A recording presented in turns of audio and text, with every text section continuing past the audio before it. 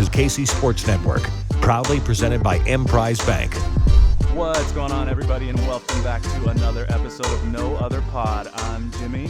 We'll be joined by Dan a little bit later to talk everything that's been happening with Sporting Kansas City. It's been a crazy week. We got more to talk about, discussing everything going down with the club there. But first, we're going to start off on a little bit lighter note, a bit more positive note, something that I'm really excited about, something I'm looking forward to. I am joined here today by a very special guest. We are joined by Josh Gloer, director of a documentary film coming out called Chasing Goals from G10 Creative that we want to talk about. So Josh, welcome to No Other Pod. Yeah, man. Thanks. It's good to be here. I appreciate you guys having me on. Absolutely. So this is a documentary that there's a trailer out for right now called Chasing Goals. But why don't you go ahead and just let us know, what is Chasing Goals? Yeah, so Chasing Goals is a feature-length documentary we're working on here in Kansas City. It follows a team at a club called Global FC, which is largely in the northeast part of the city. The club has 9 different teams, but we're focusing on one Elite 17s team that went to a tournament this past summer. So the film is basically kind of a David and Goliath story. These kids come from, there's 29 different countries represented in the club. It's made up entirely of refugee kids, refugee families. So there's a lot of challenges there, right? There's a lot of things that these kids have to overcome outside of just the normal sort of, school, homework, dealing with that, and soccer, right? So in comes a club called Global FC, and they're really, their focus is on kind of the well-being, happiness, and success of these kids, right? So they've put together a soccer program that, goes a long way with these kids. It gets them in the door, and then they also have things like tutoring and mentorship and all those types of things. So it's a great organization. I think it's globalfc.net if you want to look them up. But I came in. I'm a filmmaker. I've done 20 years of film and television on a national level, and just kind of wanted to tell some stories in Kansas City. After spending a lot of years out on the West Coast. So the long way around to that is, the film, it's a feature-length documentary that follows 17 refugee kids as they train and prepare to go compete in the USA Cup, which is the largest youth soccer tournament in North America. Awesome. Yeah, it's a super inspiring story. The trailer right now is on chasinggoalsfilm.com. So if you have not yet watched the trailer, I would highly encourage you to visit chasinggoalsfilm.com, check out the trailer, learn a little bit more about it. How did you first get plugged in and hear about this story to even start making the process of the documentary happen? Yeah, so it kind of started when the U.S. withdrew from Afghanistan. I started thinking about refugees, where they might end up, how that what that would be like. Obviously it's been a situation that's gone on, for decades and decades. But that was kind of the first time where I was like, I remember starting to hear people say things like, well, hopefully they don't come here and that kind of stuff, and it really stuck with me as kind of a terrible thing to say, right? So yeah. The goal for me was then like, well, let me investigate this and sort of see like, well, what is the situation?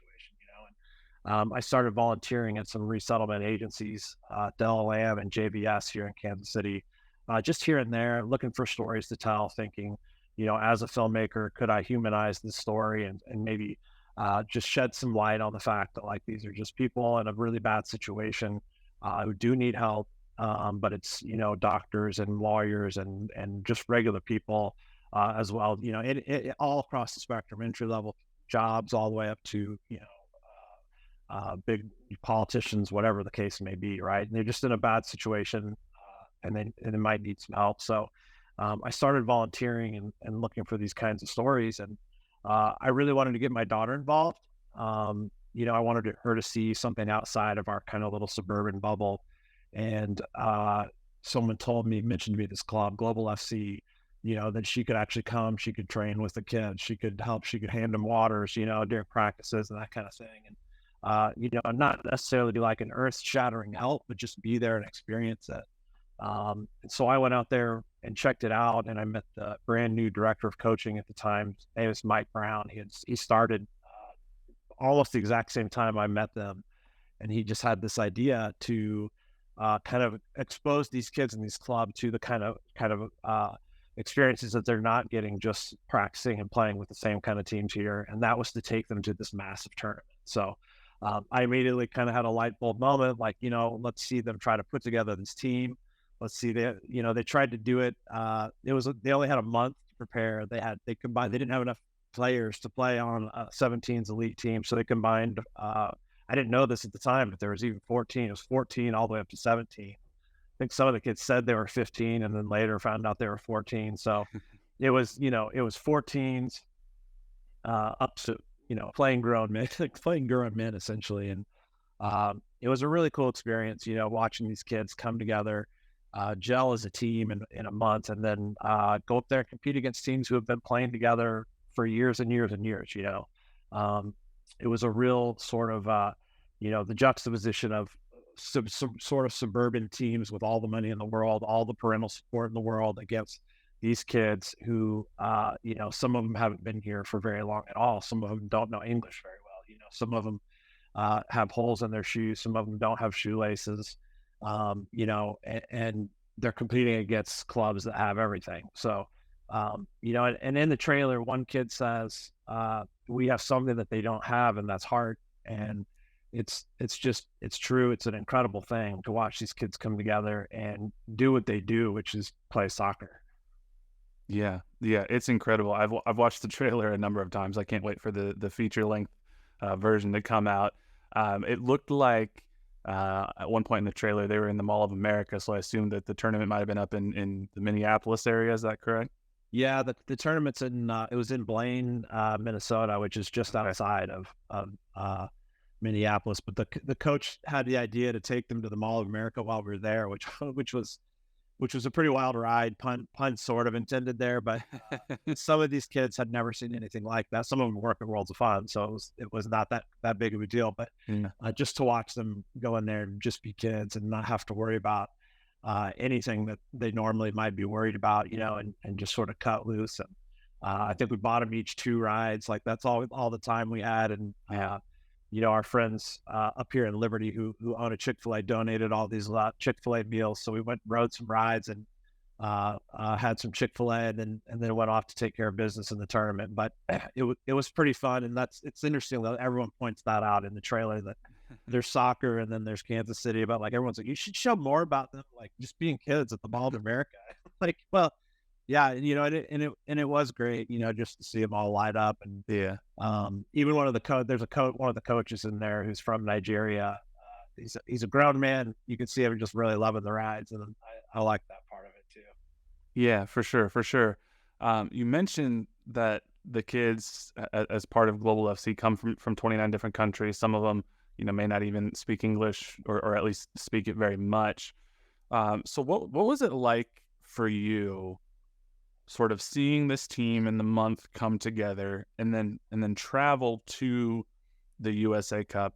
You talked a little bit about watching them even at the Mall of America or whatnot, but I don't know how much you were able to sort of like put yourself in the moment from, being behind the camera and trying to make sure you actually get all the shots and whatnot. But what was it like for you, sort of knowing the juxtaposition from where these kids came from in their former life, basically, to this moment where all their hard work was coming to fruition in competing in the USA Cup? I mean, I was in it, man. Like, it was hard for me to film. There's a moment where they end up in a shootout with a team from Jamaica. So this tournament has teams from all over the world. They're down by 3 goals with 5 minutes left. They tie it up. It was incredible. And they got one in off a corner, and then 2 others kind of right after that. Once they lit it up one time, they just they were just rolling, and they tied it up, and they ended up in a shootout. And my job, because I'm not a shooter, I have a really talented shooter who went with me, who's filming the game. Yeah, my job is to film the bench, right? Oh yeah. These guys are doing the shootout while I'm filming the bench, and I literally, like, this, it's not even in focus because I'm looking the wrong way. I'm trying to, because I know they're going to react every goal, every miss. They're going to have these huge reactions, and I'm trying to catch it. But I wanted these kids to win so bad. It was really hard, and they're running off the field, and I'm like trying not to like high five them on the way out. Yeah, It's yeah. like, as a documentarian, it's like you want to be a fly on the wall, and Sure. it's not about you or anything else. But these kids really won me over. It's they're not your typical high school kids that you want to see win. They're kids that you're like really pulling. I mean, you're pulling for them.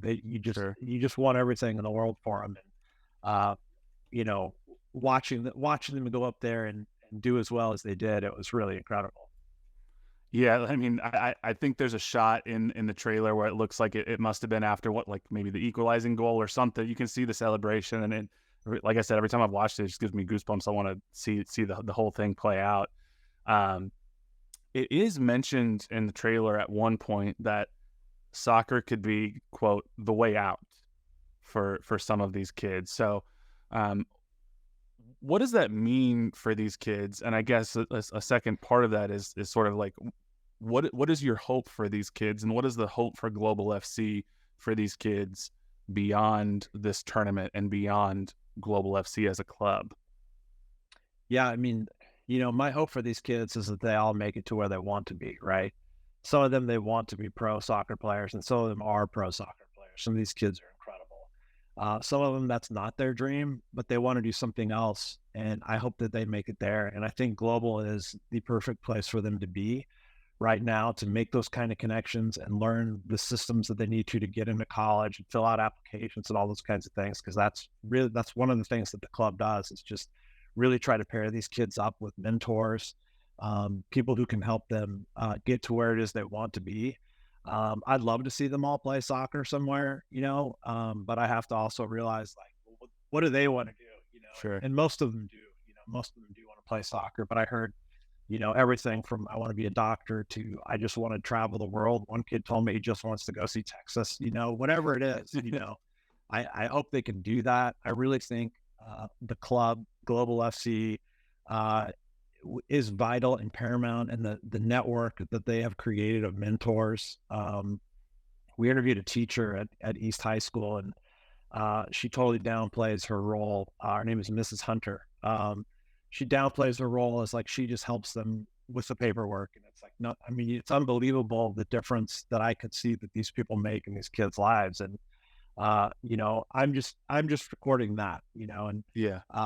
I hope that people will see the film, support Global FC, but also will maybe take a minute and realize that, like, they refugees are people, just regular people, and if you can help them out, they would certainly help you if they could, to a number, every single person that I've met through the club. So I hope the kids get where they want to be, and I hope we can. I hope they like our movie. I'm sure they will. Yeah. Yeah. There was another line in the trailer that struck me, and I think it's interesting because a few jobs ago I worked for a nonprofit that helped kids, and this is something I heard in that environment as well. But there was a line that one of the kids said in the trailer, and he goes, "We have something that money can't buy, and that's happiness." And that struck me because, as you mentioned, these kids have come from what are unimaginable circumstances for many of us. And then they come here and they're still facing everyday challenges in the here and now. And, that most of us will never have to face in our lives. So what was it like for you to see the dichotomy between just what the sport of soccer can bring in terms of happiness and what these kids are feeling, and what came off to me, at least even through the trailer, as genuine, pure joy playing this game compared to the harsh realities that they have to face on a day-to-day basis? Yeah, so most of these kids live in the northeast side of Kansas City, which is definitely underserved. I think that's sort of the nice way to say that, it's a tough area. It's a tough area. I mean, there's I grew up in Kansas City. I was gone for 10 years and came back, and I never even knew that this area existed, so after spending a lot of time here, that just goes to show you that, like, it's overlooked. It's kind of a forgotten sort of zone, and that's no discern. I'm not trying to be rude to the people trying to help it and make it a better place. Sure. There's a lot of amazing people working over these kids face, a lot of, there's crime, there's food insecurity, there's poverty, all these types of things. I had one kid who told me that he would rather go back to Africa and live in a refugee camp because he was that afraid of gun violence in the Northeast. And that to me was probably the most, disheartening thing that I've heard ever in my life. I mean, a kid who told me that the happiest he's ever been was just playing soccer in the rain. And here they won't let him play in the rain. They always call it for lightning, and every time it rains, he sends me little memes now of people playing soccer in the rain. And I always, I was like, look, they're playing soccer in the rain, and it's just, it's amazing to me that, these kids are, like I said, they're in a tough spot, and soccer is just in their DNA. I mean, I've had kids tell me that they didn't even realize there were other sports. They thought soccer was the only sport. I think it's hard and I had no real concept of this, but it's hard to understand what it must have been like to grow up in a refugee camp in Africa or in any of these places these kids have come, where your perception of the rest of the world is totally skewed by just your limited access to internet, to TV, to, I had one kid tell me that he thought when they were coming to America and they got on the plane was literally taking them to heaven. And that's where America was. He thought America was heaven. And so to see some of them just so disheartened and so disappointed when they get here, and they get stuck in a place where there's 10 people living in a small house that could use some love and that kind of thing. It's, it's hard. It's hard to watch. It's hard to hear as a, proud to be an American, suburban guy who has never really faced any kind of adversity in life. It's hard to hear. And I think it's important that other people hear that, and I think it's important to see that, like, the simplicity of the game, soccer's complicated, but for these kids, like, just the simplicity of playing the sport, it's their therapy, it's their happiness, it's their joy. It is literally all they want. All they do is play soccer all the time, Yeah.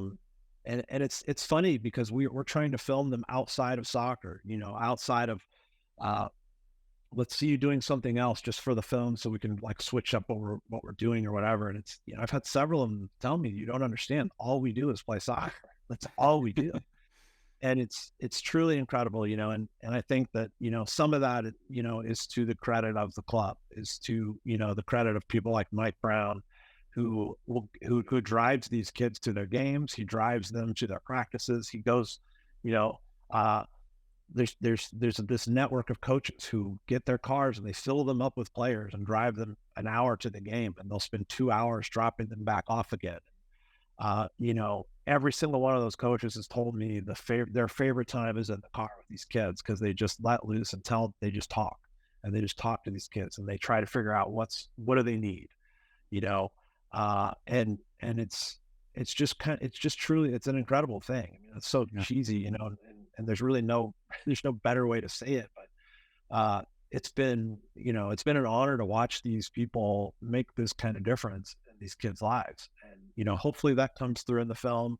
We focus a lot, obviously, on the kids. It's their story and that kind of thing. But, these people are saving these kids' lives. Yeah, absolutely. And a lot of times that work goes unnoticed and unthanked, and they're not paid for it usually, or it's certainly not well enough. So those people are truly incredible for the amount of time and effort and investment they're putting in these kids, for sure. When you were filming the documentary, what surprised you most? What was something that maybe you encountered as you were filming this that you didn't expect and maybe caught you off guard? I think the one kid who told me that he would rather go back to Africa was like a record scratch for me, I think that was the thing that surprised me the absolute most. But I think the opposite of that, first of all, that kid's right. that kid's right. There's way too much gun violence. And this kid, you know, they've come from places where there's fights, there's knives, there's crime. They live in a tent, you know, and they're afraid to be outside, you know, and this isn't all of them, you know, Sure. most of them aren't, but, you know, some of them are, and, or their parents are, that, you know, that kind of thing. And that really surprised me. But it's my ignorance, you know, it's the fact that you know, you always hear about it someplace else, kind of a thing. Yeah. And, you know, and unfortunately, until it's not someplace else. Right. And in our case, you know, this is 8 miles, 10 miles from where I live. And like I said, I didn't even know the neighborhood was there. Yeah. I think that was the biggest surprise. And I think it was mostly surprising because it hadn't occurred to me, you know, Yeah. it hadn't occurred to me that anybody would not love it, would not think this was better. Yeah. And I think that's, you know, it was borderline shocking, you know, but the flip side of that, you know, is the other thing that surprised me is I wouldn't say I'm that social of a person. And when I walked up, and I was like, it was hard for me to talk to these kids. It was hard for me to sort of break in with their little circle. And the other thing that surprised me was literally after one practice, all of them like knew me by name.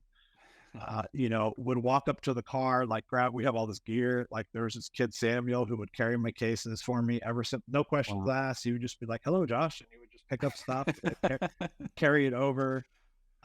Just very welcoming. And I don't know that it's a cultural thing. I don't know that, you know, I don't know why. I don't know if it's because they thought, you know, I was there and I paid attention and was another person part of this club that was like very beneficial to them, and they just welcomed to be in.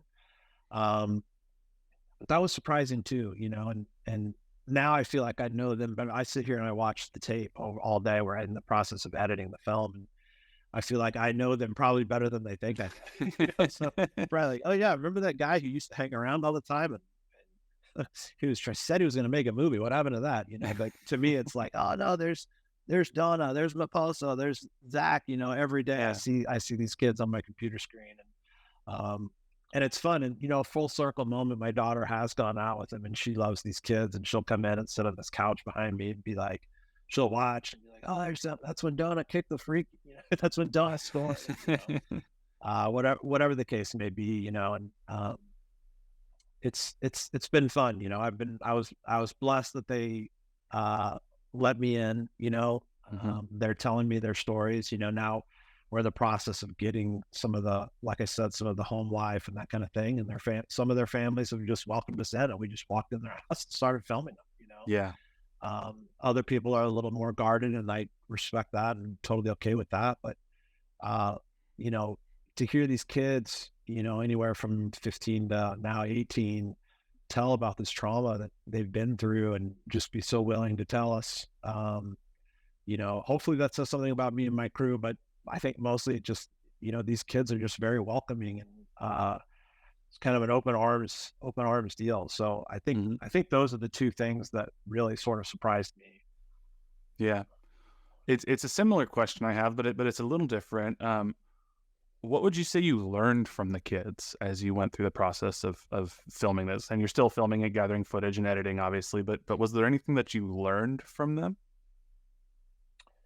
You know, it's like a cliche to say that I learned, like, they've taught me more than I taught them. Like I've heard the coaches say that, you know, and I do believe that. But I think it's just interesting that, you know, you don't have to have everything. You know, you don't have to, you know, be the materialistic nature of the U.S. is kind of a lot, you know, and some of these kids have a lot of stuff and some of them don't, you know, but I've never seen or heard any of them complain about having holes in their shoes, or, you know, one kid, I have the shoe in my closet. The one kid's shoe literally fell apart during a game. And he just ran off the field and borrowed a shoe from another kid sitting on the bench. And, you know, he went out and played with that shoe, you know, and I think, you know, the point being, it's an anecdote to just be like, you just got to roll with stuff, you know, and these kids are, you know, some of them talk tough and whatever, but like they just roll. I mean, they're just very resilient. They just roll with stuff. And, you know, I've caught myself, my family's sick of hearing me talk about this, right? But I've caught myself so many times being like complaining about this and then being like, yeah, but then there's this kid who's, like, Yeah. we're so lucky. Like everything, we've worked hard to be where we are, but we're just so fortunate to have started where we started.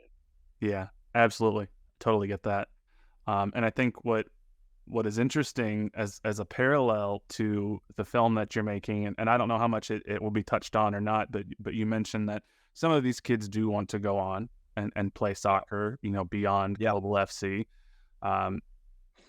One thing that's hard in the American soccer system, it's known as pay for play, quote unquote, where really in order to get noticed by colleges or academies or scouts or whatnot, it takes money, it takes resources, it takes time. So I think one of the really cool things about this documentary, hopefully, is it's shining a light on that there's this specific club in North Kansas City, Global FC, and these kids who have talent and could potentially go on to the next level, but also just showing that, almost certainly this is not just happening in Kansas City. This is happening throughout the country, and there's communities of people who are trying to do something like this for refugees and children in underserved communities throughout the country. And hopefully your film can shine a light on that and help educate people and maybe help, sort of break down some of the financial barriers that it requires to break into the next step of soccer or youth sports in general. Yeah. I mean, I don't know the world of soccer and how they break in and how they do those kinds of things, but I know it's a huge challenge, even down to figuring out how to apply for things. So, I asked the kids like, oh, you want to play in college? Well, how do you do that? And like, they don't all know. Yeah. I've had one tell me like, yeah, I can go to this camp. And so I was like, oh, cool. That's good. And I got home and I Googled this camp and it's like $2,000 for a 2-day thing. And the kid doesn't have $2,000, and it's like, right. it's, and there's 17 of them on this team. The club has, I don't know how hundreds of kids, so even you find, somebody who can sponsor a kid, that's great. There's 99 more, and these kids could support their families playing soccer. A lot of them don't go play soccer because they're already trying to support their families. And it's like a weird sort of chicken the egg or catch-22 where there's kids that could play traveling ECNL teams right now, but also have to pick up their mom from work every night at 6:30, so they can't. Right. And they'll choose their family every time. And again, they're right, they're right to do that. But if they had the help, to be able to also do soccer, I mean, it would be generational. It would change things for generations. Yeah. If these kids who could go pro could be seen. Yeah, absolutely. Before we let you go here, what's next for the film? Where can people learn more about Chasing Goals and what should they be on the lookout for? Yeah, so we have a trailer out. You can go to chasinggoalsfilm.com. You can check it there. You can email us through the site. You can also just search on Instagram or Facebook, Chasing Goals Documentary. But yeah, we're looking for support. This is all self-funded, bootstrap kind of a deal. I've got a lot of experience in Los Angeles, and we're pitching streamers and Apple TV and all these kinds of places, but we need support now.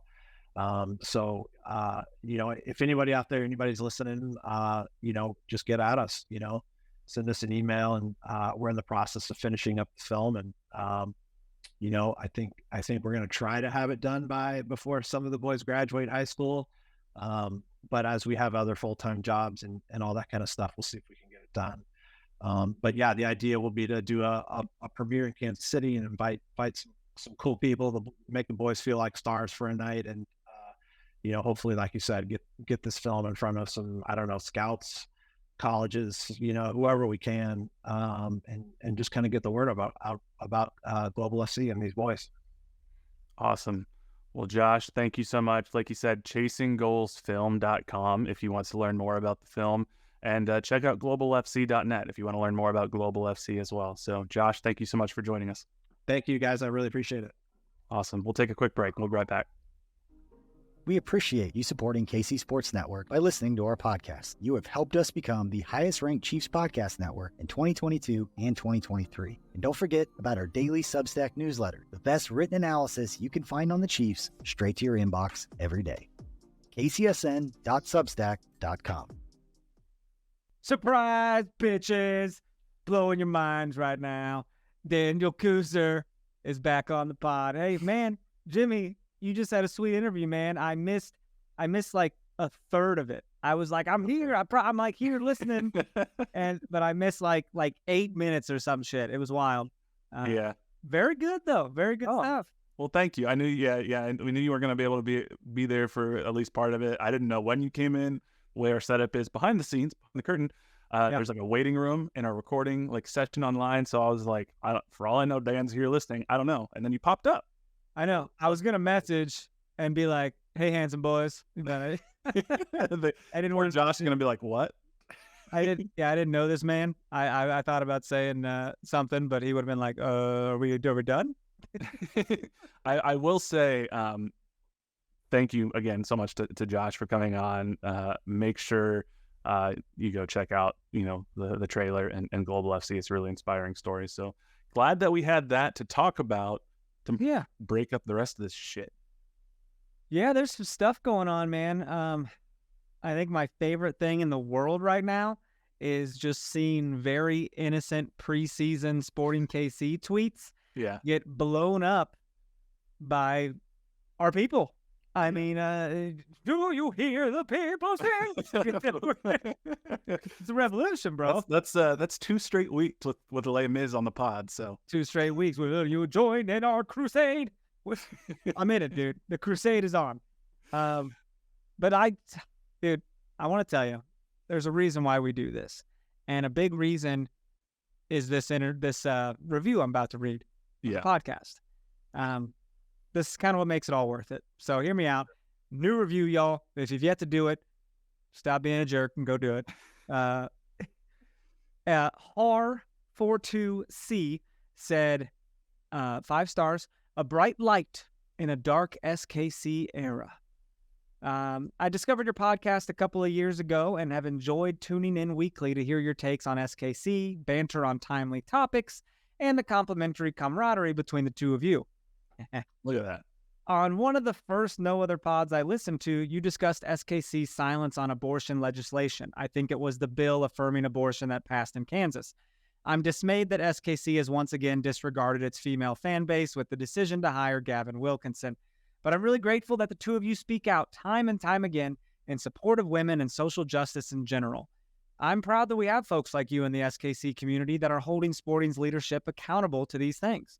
Regardless of whether or not I follow SKC in the future, I look forward to continuing to follow you too. Listen. Well, that's very kind. Little tear to my eye. I don't, the thing is, I don't come on here being like, you know what? I'm about to be an SJW, baby. Social justice warrior is what that means. I don't try to do that because by no means am I good at that at all. I just kind of know what's fucking right. I was gonna say some of it's just we've always been very honest on this podcast about we're not professional journalists, we're not professional analysts, we're two friends who talk about the club and what it means to us, and sometimes that bleeds into other topics of interest, especially if there's no soccer to talk about, and sometimes other topics bleed their way into soccer, and that was one of those times where many clubs were speaking out. I'll speak on the abortion issue she was referencing. The KC Current were, and Sporting was silent on that. And now, like they said, that this is another time where Sporting is making a disappointing decision, and what some people would call "quote unquote" politics or virtue signaling or social justice warrior, whatever you want to call it, that whatever phrase has been co-opted. We're just trying to speak, use the small platform we have and the likely little influence that we have to just speak our honest truths and minds. So thank you to those of you who have reached out, to either support us or to continue to share your thoughts about this matter. This whole thing kind of sucks for a lot of reasons. And I think we all can, the good news is, I guess we can all lean on each other to know that we're all kind of going through this together as a community. Listen, I don't know this person's name that left that review, but it made me feel good. And That's why I do this, for self-satisfaction. That's funny, because the first thing that comes to mind is my immediate thought was like, we don't do it to get the kudos, but you're not you're not a person if you don't feel some sort of like validation or just be like, some people are listening, and that's cool, because when we did this the first time, we didn't know if anyone would ever listen or how long this would go. So we are super appreciative to all of you. So thank you. People listen. I mean, there's tons of people that don't have Twitter, man. We had like email friends for a while. We had someone who emailed us for a while, and they haven't for a while. So I'm worried about them. That is true, and I will say, we did get an email from Brent Lopez. It was a long email. I mentioned to him that we wanted to break it down on the podcast. I don't know if we're gonna have time to do it this week, honestly, but I do want to say, Brent, we haven't forgotten about your email. If we can't do it this week, maybe we'll do it next week. I think this issue with surrounding Gavin Wilkinson is going to continue to be a story well past this week, so we will have no shortage of content. But I did want to mention that there is that. So look, we've got YouTube comments too, man. Like, people are listening, people are watching, people are very much as upset with this as we are. I think our views went up last week. Yeah, just because of this. Which kind of, in a weird way, like, or not in a weird way, kind of sucks that, like, I want our views to go up. I don't want it to go up because the club is, falling at the moral. Where were you guys? Where were you when I interviewed Kyrie Shelton one-on-one? I needed you guys. I do want to say, before we jump into this in more detail, you mentioned the social media post, and I think it's a great step in terms of voicing displeasure to the club, that people continue to ratio and voice your discontent and frustration at this decision. I will say, I do want to echo something that I saw Kevin Lopez say on his stream and on Twitter. Continue to bombard the social posts if you want to, as a form of dissent. But please do remember that the person running the Sporting KC social media account, they are not the person who made this decision. Please don't direct any of your anger or ire or comments at that person or at those staff members. They are just that. They're staff members. They are not the decision makers in this process. And similarly, the players did not have a say in this hire. So we don't know what the players will say, really. We haven't had that opportunity to hear from them. But I just want to make sure that we're not directing misguided frustration or anger at staff members or the players when it is a smaller number of people in positions of power who made this decision. For all we know, some of these staff members are already updating their resumes. Could be. And that's a hard thing. It's a hard thing to leave a job. It's a hard thing to leave a job in sports if that's what your dream is. So I don't begrudge anybody for decisions they are making. This is a complicated situation that the vast majority of people at that club did not ask for. So yeah, if I'm sure everyone listening right now is aware of what's going on too. Like, we don't need to recount the situation, but there's a literal piece of shit on the I said that last week, and my wife goes, Jesus Christ, you say some funny shit. Yeah.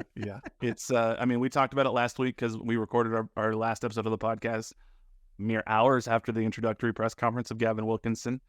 There have since been statements from the Cauldron and the South Stand, and then updated statements from the Cauldron and the South Stand. I'm not going to read them specifically. The first statements basically said, "We hear you and share some of your concerns. We've spoken with the club, and there will be a Q&A session with Gavin Wilkinson where fans can ask him questions and hold him accountable."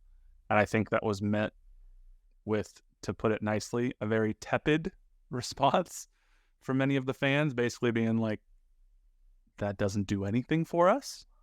To be fair to the Cauldron, they have since sent out an email and a message basically being like, hey, we hear you. We've been trying to gather information from all of the supporters groups that make up the Cauldron before we speak too fast. We have more meetings coming up. We're still working on plans. So I don't know. What did you make of sort of the response after, and what's transpired after we recorded the last podcast? Because that was sort of like heat of the moment and maybe a little emotional because we just learned it and we've since had time to sort of think about it more.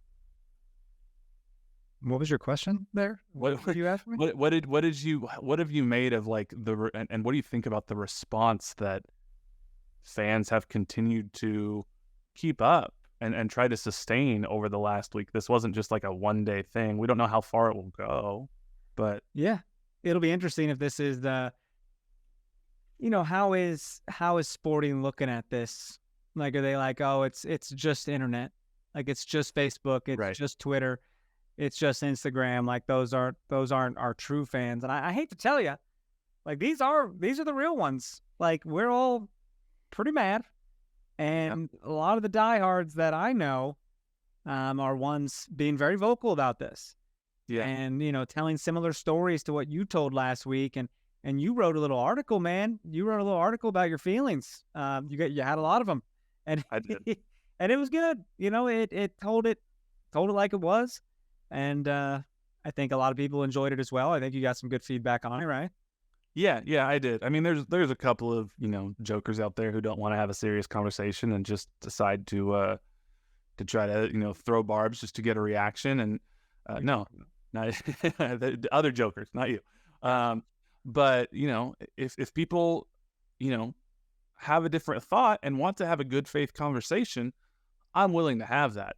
What I'm not going to entertain is I'm not willing to entertain people who just want to come out with disingenuous thoughts or aren't going to have a conversation in good faith and just want to be, shut up, get over it. I got to be honest. I don't ever try to disagree with you because I know you got the facts. I know you've done the research. I know you've looked it up.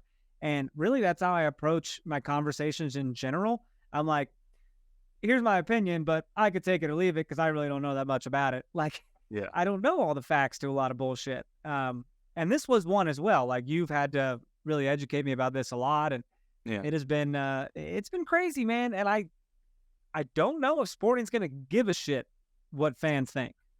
Well, yeah, it is tough because I think kind of where I'm at now, a week into this, is, I saw somebody, I think it was Zach is here, Zachary Cobb on Twitter, who kind of was like, it's hard to know at this point how widespread the anger is. Is it a loud vocal minority of people who are very online like myself? Or is this something that permeates beyond the walls of social media? I don't think we're going to have an answer to that truly until that first home game. And I think that's kind of what Sporting Kansas City is banking on. Now, there are groups like the ladies of SKC who saw the initial statements from the Cauldron and the South Stand and said, that's not good enough. And they came out and have taken a real leadership role in this. And their statement said, you can read it on Ladies of SKC on Twitter, but, part of it says, we invite all supporters groups to join us as we work to make it clear and unequivocal that this appointment is unacceptable to the soccer community, both in Kansas City and around the country. We have long and faithfully supported this team with our voices, our time, our wallets, and our hearts. Never before have we felt ourselves called to speak out in opposition to the team. This hiring, however, has set a precedent we cannot accept. So, I mean, that's they're not messing around. They're going to show up to these games and they're going to have signs. They're going to have protests. They're going to have calls for firing. What I am unclear yet on is how widespread is that going to be? If there's a stadium of 20,000 people all in unison calling for that, that's hard to ignore if you're a club. I just don't know yet. So, man, someone needs to go on the news and talk about this. Well, yes, I did go on KMBC. I talked to them for like 10 minutes and they used a sentence of what I said, which I knew was going to happen. But again, shout out to Ladies of SKC. They were on there too. Danielle Sperry has been doing a very good job trying to ask questions and report on this from the Kansas City Star. Sam McDowell wrote a very good op-ed in the Kansas City Star. I forget exactly what it said, but there was a quote that was like, wouldn't it be great if the new sporting director hire for Sporting Kansas City didn't have to apologize to women 70 seconds into his press conference? And bro, that's what's crazy. Or making excuses and saying the facts aren't necessarily reported and, talking about like a second chance and shit. Like, yeah. I don't know about this, dude. I don't know. I think he should be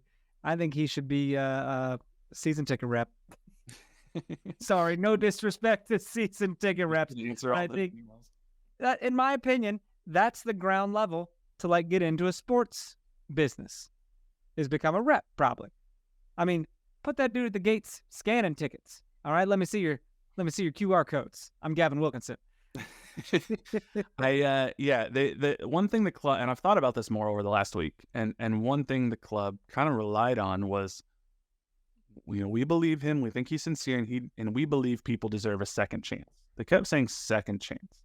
Second chance makes it sound like there was one incident of a mistake, and then he has apologized and moved on, and now this is your second chance. I went through, you mentioned I like to do research, and I do. I literally, earlier today, reread the Yates report. I went through... The whole thing? It's hundreds of pages. I read Did everything. This was off work time. I read everything. I didn't read the entire hundreds of pages report, but I did read like 70 pages of it. Everything that mentions Gavin Wilkinson specifically. I read the entire Paul Riley section, which is a large part of this report. You know that there's approximately 50 different mentions of the name Wilkinson in the Yates report, all referring to Gavin Wilkinson. This is not just like the Western New York Flash called me and I was like, he was put in a bad position, and then that was it. This goes beyond that. So to classify this as made a mistake, should have known better, here's my second chance, I think is a very generous interpretation of what I view more and have reinforced my belief after reading the Yates report again as a consistent pattern of poor judgment and poor decisions made by an executive that endangered the female players, the women players, not just on his own team, but on future teams when he decided to give a positive recommendation, even by his own admission in the Yates report, which I think is a convenient part that he left out, because there's a quote in the Yates report that says, Wilkinson recalled speaking on the phone and agreed that his message was, other than the reason why he was fired, Riley was a good coach and Wilkinson would hire him again. There is no documentary evidence that the Thorns informed the Western New York Flash that Riley was terminated for cause. That's game over for me, bro. It should be. But by all means, let's talk about how Robert Castellanos won the beep test. and this is what does suck. And this is what's hard, is because, Sporting KC preseason has started. We should be sitting here talking about... I want to care. Right. I said this in my article. This club truly, genuinely means a lot to me. You and I met through this club. We became friends through this club. We had a meet cute. Wasn't a big deal. A little meet cute. We follow each other on Twitter, don't we? And I was like, we do. Don't you bat your eyes at me. I see you. Oh my God! You didn't have the long hair at that time. I just keep yawning. Okay, I ate Mongolian grill tonight, and I think I'm sodium bloated. But I have on my other monitor here, I have I don't know how many words this is. I wish it could tell me. I took detailed notes as I read through the Yates report again. And this isn't even just the Riley stuff. At one point, Wilkinson is accused of this is years ago, but telling a player they needed to stop being such a bitch when they were complaining about stuff. He also told Melania Shim, this was again pre-Riley stuff, that she needed to stop talking about off the field stuff, quote unquote, after she had publicly come out about her sexuality, was discouraging her from talking about that. Those are things that directly involve Wilkinson. He denies them, but they're in the report and they're presented as there's evidence to corroborate at least the legitimacy of the allegations. So again, not an isolated thing. He oversaw a kangaroo court investigation within the Thorns that didn't mention the words sexual or misconduct, even though the primary complaint was sexual misconduct, and enabled this to happen again at the Flash and the Courage. That for me is what I can't get over. I don't know. It sucks. We shouldn't get over it. And, people that are good at social media, keep doing your thing. Keep doing it. Don't let up. This is ridiculous. We aren't happy, and we can voice our displeasure however we want. I'm sure there are a lot of people out there, though, that are like, hey, can't wait for the sporting season to happen. And then their buddy's like, ooh, are you serious? Haven't you heard about this? I'm sure there's people that don't know or just are like, no, what's that mean? You know? Well, and that sucks. And, some of what the club has positioned is working for some people, because I've had people in my mentions being like, why do you care so much? You don't think people deserve a second chance? What should he do? Just not work and die? And I'm like, no, that's not what I said. That was a literal quote. Like, you think you just should stop working and die? Like, no. But I don't think if you're fired for in the inability to protect the people you're charged with leading from abuse, especially sexual abuse, you shouldn't then get immediately rewarded with another job of similar nature where you're similarly responsible for another group of people, their well-being, all the way down through the academy, mind you. This isn't just the senior team. He's responsible for the strategic direction of children. Yeah. So don't love that. No, I don't love that. And people think you can just kind of disappear for a bit and that people will just forget, and then you can come back and do the same thing you were doing. It ain't like that. People don't forget. This is nonsense. You never had a great apology or apology of any kind. You never showed any remorse. Yeah. And even in your press conference, it shouldn't have to seem like an apology tour. It was supposed to be an announcement of a new position or a new person holding this position and helping Peter. Well, and that's the thing. I'm glad you mentioned that, because I genuinely think the club, because they made this decision, which even if you put aside the morals of it, I don't remember if I said this last week or not. I've said this to other people at least through the week. Even if you put the morals aside from this is a bad business decision. You already had fans who were a little bit on edge after the way the season started last year. A lot of vocal people, at least, were calling for the ouster of Peter Vermees. That sort of died down as the year went on. They made the playoffs. They made their run. There were still some people there, but it felt like maybe this club was starting to turn a corner. Maybe there could be some positive momentum heading into 2024. People who are mad were like, you know what? New season. Let's see how this goes. And then this decision's made, and you reignite all of that fan anger. I just, from a pure business standpoint, am having a hard time, and I haven't yet found somebody who can really explain it to me other than Peter Vermees, Mike Gillig, and Gavin Wilkinson, why this was the decision when there were other qualified candidates who were available without this baggage. Yeah.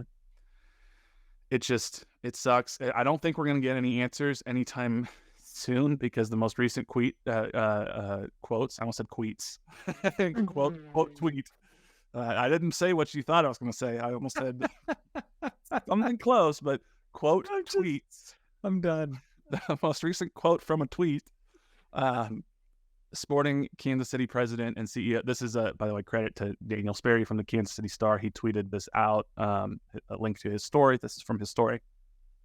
Sporting KC president and CEO Jake Reed did not comment directly on the backlash during a brief call with the Star on Tuesday, but he did say that the team hopes to get Wilkinson in front of fans, quote, sooner rather than later. Quote, "We're excited to still get Gavin in front of folks," Reed said. "We want to do a Q&A, a town hall with not just the core supporters, but any fans in general. I think our brand has always been to be transparent and put ourselves out front, and we don't intend to do anything different around that." And then Sperry continued, "Press for a timetable about when such a gathering might take place."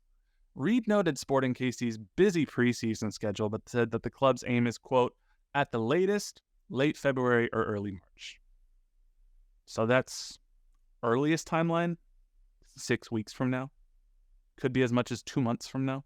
It's trash. I mean, no one wants that anyways. No one wants that. God damn. And will anyone live stream that shit? I mean, can we get that out there? That's a good question. I don't know. I mean, this is what it says to me is that what they're hoping is that this will die down, that this is a loud minority on social media, that this will die down as they come out with a new jersey, probably an Argyle jersey, that people are going to be like, oh, nostalgia, I love the Argyle, oh, it's great. And they're going to buy their messy tickets that are overpriced for Arrowhead Stadium that we don't even have time to talk about today. No. And then they're going to go to that game. Sporting are hopefully going to win their first game, their home opener, or their opener and their home opener. And then, maybe then, we'll talk together. No, they're hoping we all forget. Mm-hmm. Nobody forget. Like, come on now. Hey, let's make a T-shirt. Let's put a damn T-shirt out there. People don't want to wear sporting stuff, but I bet they'll wear no other pod stuff if it says something like this on it. I do think that out. I wouldn't be surprised if there are T-shirts that are made. I actually did get a message earlier today. Shout out to I've never said this on a podcast before. Shout out to Timbers fans. I got a message from one of the Timbers Army members earlier, and they offered condolences and support through this situation because they went through it. They did say that it took them years of fighting this, so this is probably not going to be a long thing, which does suck. But one of the things they mentioned is we probably have dozens of hashtag GW out shirts we can send you all. So it will be interesting to see what happens. I know the ladies of SKC were organizing a call to talk about next action steps. So I think more will come from this. We're gonna continue talking about it as much as it sucks. I don't know about you. I want to be able to talk about soccer. I want to be excited for the season. It's just I'm having a hard time. We ought to be talking about how we're hanging on to Courtney Ford. Mm-hmm. He signed with Sporting KC too. Mm-hmm. Like that's such a neat situation. Yep. It is. But here we are talking about this, man. It's what it is. And don't forget, like if you truly want something, you get it changed. Jimmy, this is how Sonic the Hedgehog was fixed. That you could have paid me. You could have told me I will give you $1 trillion to guess the analogy I am going to make on this podcast episode. Am I wrong? And never in my life would I have ended at Sonic the Hedgehog. That's what happened. He looked like shit. And people were like, no, that is not Sonic. And they went in and they brought the animators and CGI people back in to fix it. And it's glorious now. Never forget, guys. Sonic. Yeah. There you go. If we could change Sonic, who knows? We can do anything. We can shape the world. So, yeah, man, I don't know. We're about out at an hour. It's, on a personal note, it's disheartening. I don't know what this means in terms of like how I'm going to approach this season. We have a podcast. Podcast is not going anywhere. I'm trying to figure out how to cover this club and how to figure out, how do I do this in a way where I don't feel like I'm compromising what I believe in, but at the same time still do the service that I enjoy doing of covering this club and what I have tried to be objective about. And this obviously makes it harder, but I don't know. It'll be tough. We'll see. I'll tell you, there's a fear with me, and I'm sure you have it too, that, you don't want to step on any sporting toes. You don't want to upset anyone in the office. And it's like, but they never really did anything for us. Like I'm not too worried about that. I'm always going to be honest on here. Despite what happens, like they're not gonna fire me. They don't pay me enough to make that detrimental anyways. So, you pay Sporting. Right. Like, so if they want to be mad, that's fine. I'm sure tons of them know that there is so much truth to what we're saying, and they just can't say that because they work there. They do, and I get it, and that sucks. Which sucks so bad, dude. Yeah. I can't imagine. I hate working at places where you have to feel like you got to kiss everyone's ass or you'll get in trouble for saying what you think. Yeah. So tired of that shit. We'll continue to follow this story as new developments or new reports or new changes come out. We'll be sure to let you know. And yeah, I mean, I don't think this is going to go away. Even if we start covering more soccer aspects of this, I don't think we're going to just forget this is happening. It'll be present somehow throughout what we do. But I don't know. We'll see. So we'll see. I am grateful again that we had Josh Gloer on to talk about something that was not Sporting KC or Gavin Wilkinson related. Again, chasinggoalsfilm.com or globalfc.net if you want to learn more about what they're doing there. Some very cool stuff. Looking forward to seeing the final cut of that film when it is ready. You got anything else you want to mention to our good listeners? No, let's rock and roll. Well, thank you all so much for listening. Make sure you follow us Twitter and Instagram at NoOtherPod, at Dan Kooser, at JCMac03. Shoot us an email, nootherpod@gmail.com. Leave us that 5-star rating and review if you can. We really appreciate it. And check us out on YouTube, KCSN Soccer on YouTube or the Kansas City Sports Network app. But until next time, he's Dan, I'm Jimmy. We'll catch y'all later. See ya. We changed Sonic.